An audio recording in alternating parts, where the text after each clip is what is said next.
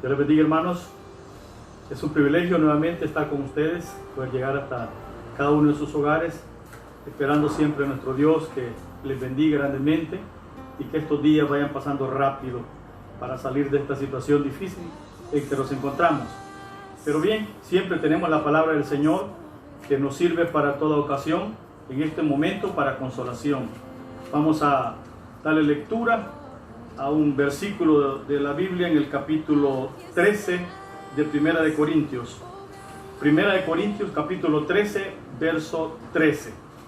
Gloria a Dios. Y leemos la palabra en el nombre del Padre, del Hijo y de su Santo Espíritu. Y ahora permanecen la fe, la esperanza y el amor. Estos tres, pero el mayor de ellos es el amor. Gloria a Dios. Oramos.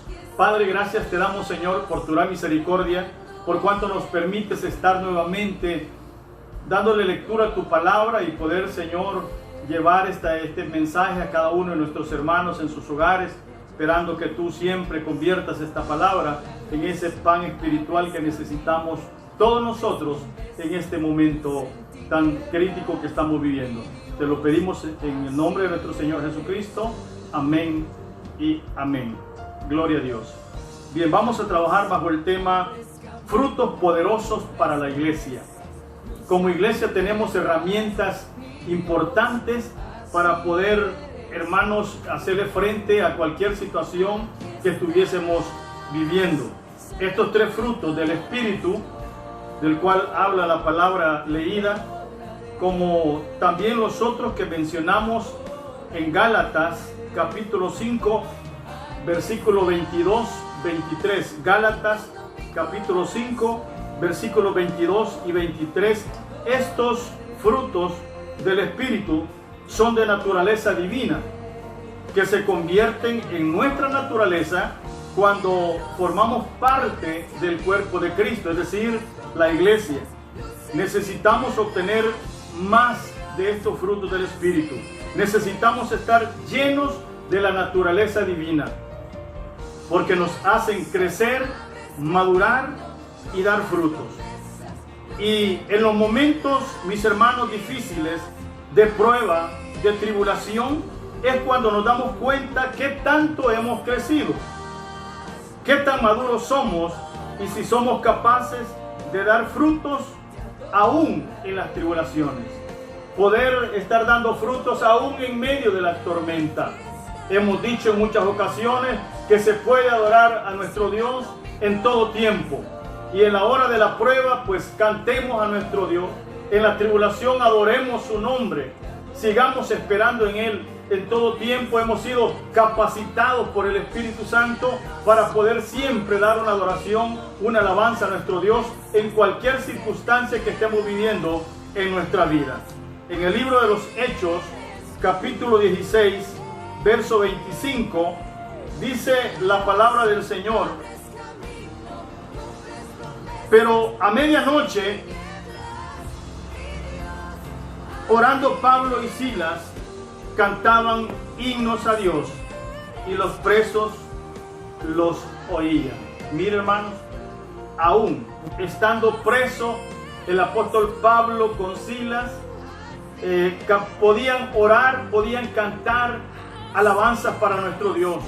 ¿Y cuál era el estado que ellos tenían? Un estado crítico, lamentable. Estaban, hermanos, injustamente en ese calabozo. Los habían azotado antes de entrar en ese lugar. Fueron acompañados hasta el último calabozo.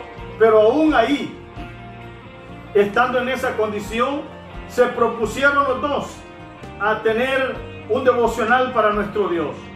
Aunque sus pies con cepos bien asegurados, pero ellos dijeron: vamos a adorar a nuestro Dios, vamos a cantar salmos a nuestro Dios, esos himnos que resuenen en esta cárcel.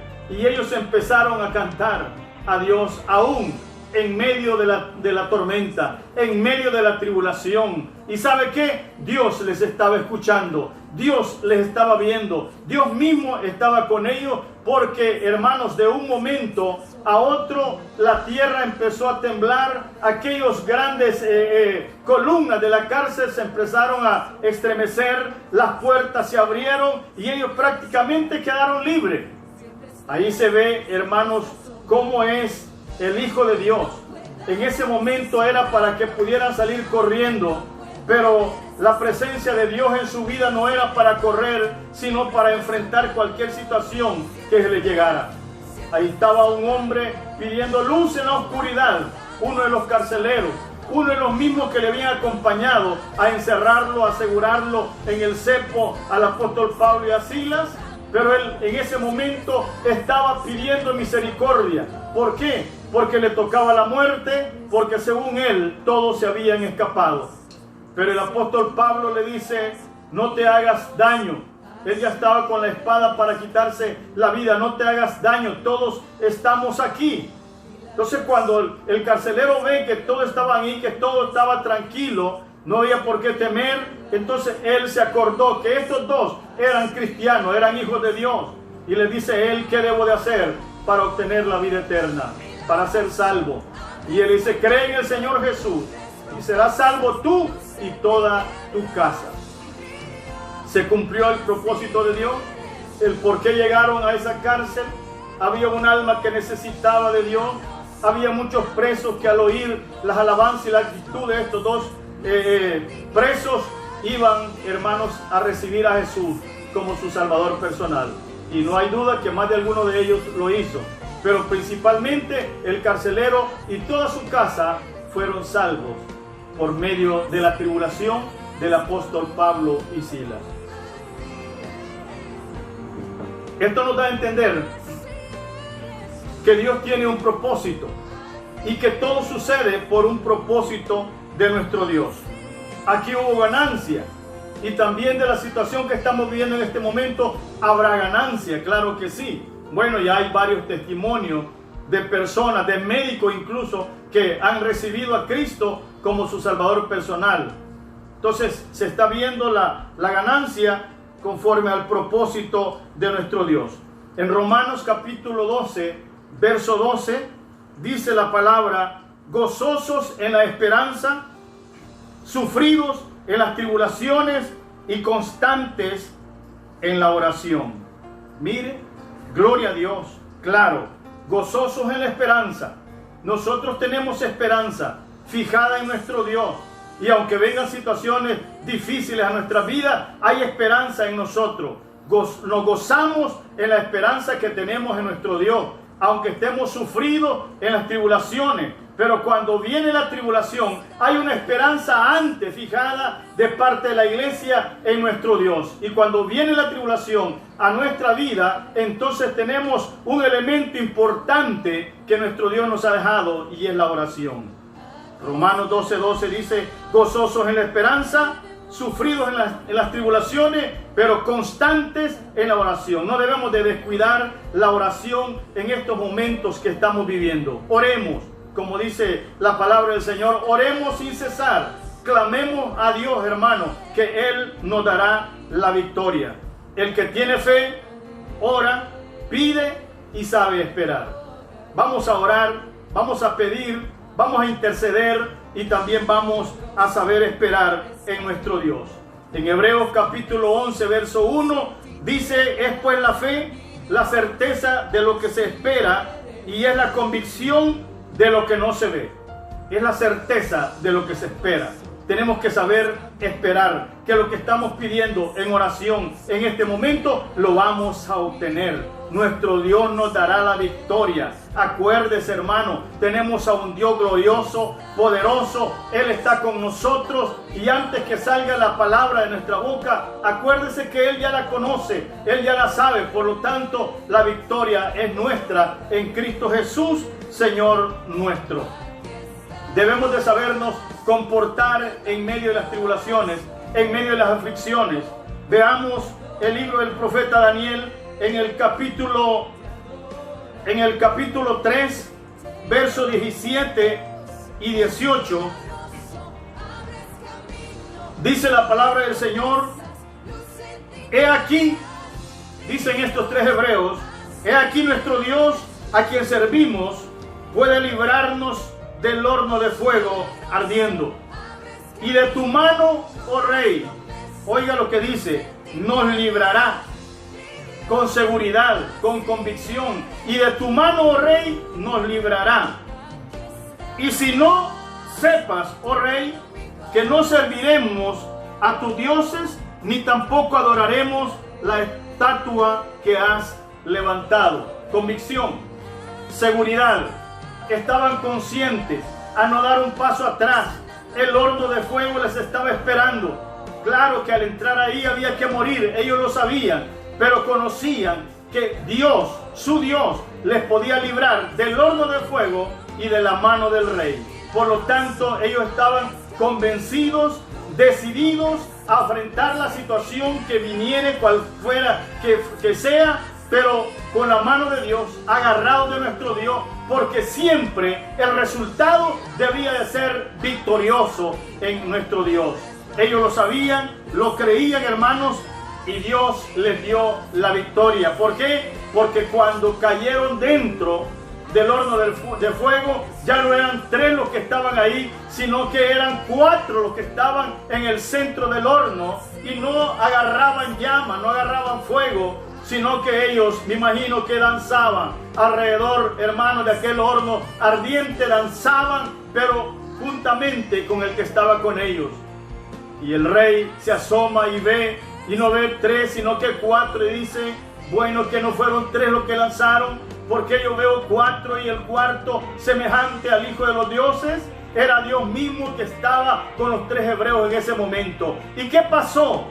Su fe no claudicó cuando fueron tirados al horno de fuego. Aumentó su fe en ellos, porque estando en la prueba no se consumían. Estando en la prueba no desmayaban, no volvían atrás, sino que más sentían la presencia de nuestro Dios con ellos, y más se gozaban estando en la mera prueba, en medio de la prueba, en medio de la tribulación. Ellos estaban gozosos en la esperanza, sufriendo la tribulación, pero ellos habían orado a nuestro Dios, estaban constantes en oración. Por lo tanto, cuando salen de ahí, ni aún sus cabellos, dice la palabra, que olían a humo. No se quemó absolutamente nada de ellos. El Señor los libró, hermano. Y esto dando respuesta a lo que la misma palabra, lo mismo Dios nos ha enseñado a cada uno de nosotros, como lo podemos ver en el libro de Isaías, capítulo 43, verso 2. El libro de Isaías, capítulo 43, verso 2, dice la palabra del Señor.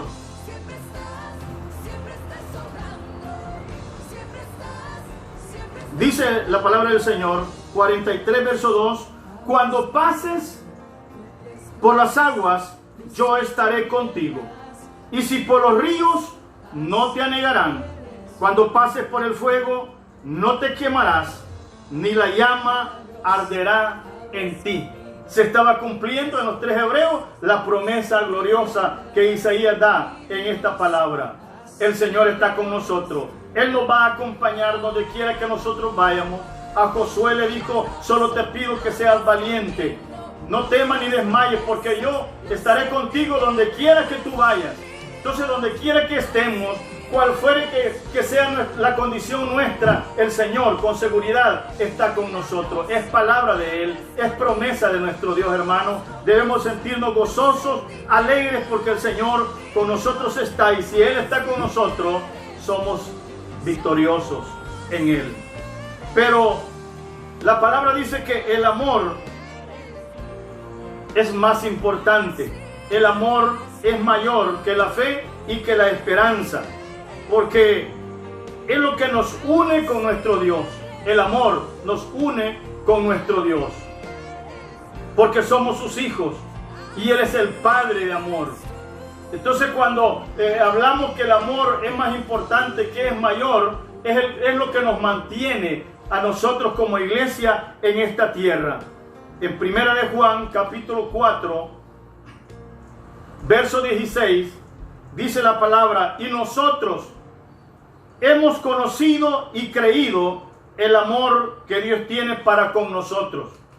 Dios es amor, y el que permanece en amor, permanece en Dios, y Dios permanece en él. Estamos ligados en el amor con nuestro Dios. Él nos ama, nosotros le amamos a Él. Y con grande razón, porque Él nos amó mucho antes que nosotros le conociéramos. Pero ahora que le conocemos, nosotros también le amamos y manifestamos ese amor para con Él en la forma de comportarnos aquí en esta tierra. La iglesia camina por fe, se aferra a la esperanza y se llena del amor de Dios.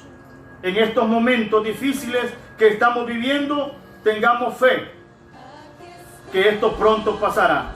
Esperemos en las promesas de nuestro Dios y pongamos en práctica el amor de Dios. Esto es bien importante, el amor de Dios, amándonos los unos a los otros, amando a nuestro prójimo como a nosotros mismos.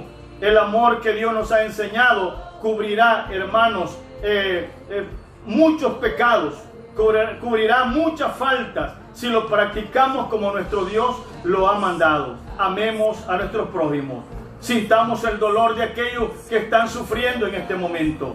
Por eso esta cadena de oración que estamos desarrollando todas las noches, a las 9 de la noche estamos orando por todas las necesidades que hay en el universo, por todas las necesidades que hay en el mundo entero. El Señor que nos dé las fuerzas necesarias para poder seguir llevando esta obra gloriosa en el amor de nuestro Dios, sintiendo lo que están pasando nuestros hermanos allá en Estados Unidos, allá hermanos en Canadá, lo que están viviendo allá en Europa, en Asia, en Oceanía, en África, en todas esas partes donde hay lamento, hay lloro, hay sufrimiento. Pero aquí, desde este lugar, desde este país pequeño, incluso desde nuestros hogares, estamos intercediendo por todos nuestros hermanos y amigos que están esparcidos en todo el mundo. Eso es el amor de Dios manifestado en la iglesia del Señor. No podemos llegar donde ellos con una canasta de víveres. No podemos llegar donde ellos con algo material, pero sí podemos ayudar y llegar donde cada uno de ellos mediante la oración, mediante la intercesión, y es lo que el Señor nos ha puesto como iglesia en esta tierra. Hermanos, que el Señor les bendiga grandemente. Sigamos adelante. Acordémonos que el Señor siempre estará con nosotros, y en estos momentos el llamado es que busquemos más de nuestro Dios. Acerquémonos más a nuestro Dios. No tenga miedo. No se ponga a temblar usted, que es hijo de Dios, que es hija de Dios. No se ponga a temblar, porque debemos de sentir la cobertura del Espíritu Santo en nuestras vidas. Es cierto, no podemos congregarnos en este momento, pero nuestro Dios está en nuestros hogares. Él está aquí con nosotros. Él está ahí con cada uno de ustedes. Por lo tanto, agarremos fuerza en el Señor y sirvamos de consuelo para muchos que lo están necesitando. Un saludo para todos, para mis hijos que se encuentran también en cuarentena en sus hogares. Está Janet con su esposo Javier, mis nietos Aslin, Kevin, que el Señor les bendiga grandemente. También mi hijo Alex,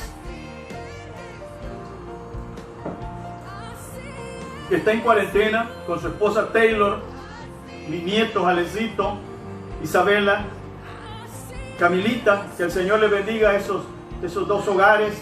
Yo sé que el Señor está con ustedes, el Señor les va a bendecir. Vamos todos juntos a alabar más, como nunca lo hemos hecho, el nombre de nuestro Dios. Un saludo para todos nuestros hermanos que nos sintonizan en todas partes del mundo, y un abrazo para